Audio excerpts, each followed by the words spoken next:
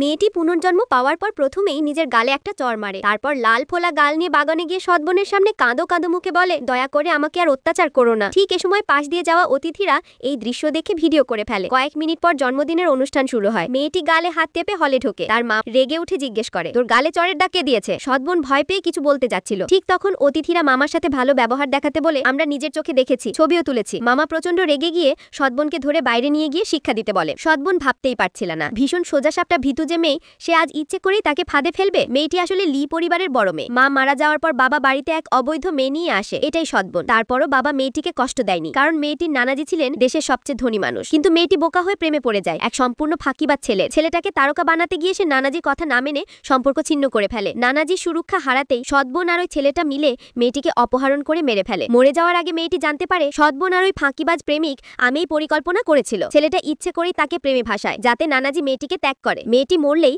সৎবোন লি পরিবারের আসল বড় মেয়ে হয়ে যাবে। আবার চোখ খুলতেই মেয়েটি ফিরে আসে 2 বছর আগের সেই দিন, জন্মদিনের অনুষ্ঠান। পূর্বজন্মে আজ এসে সৎবোনের ভুল বোঝানো কথায় সভায় সামনে নানাজিকে অপমান করেছিল, আর রাগে নানাজির হার্ট অ্যাটাক হয়ে মৃত্যু হয়েছিল। এই জন্মে মেয়েটি ঠিক করে সে সব ফেরত নেবে। প্রথম টার্গেট সৎবোন, আর তাই প্রথমেই নিজের গালে নিজেই চড় মেরে নাটক সাজায়। অতিথিরা সাক্ষী হয়ে যাওয়ায় সৎবোন কিছুতেই নিজেকে বাঁচাতে পারল না।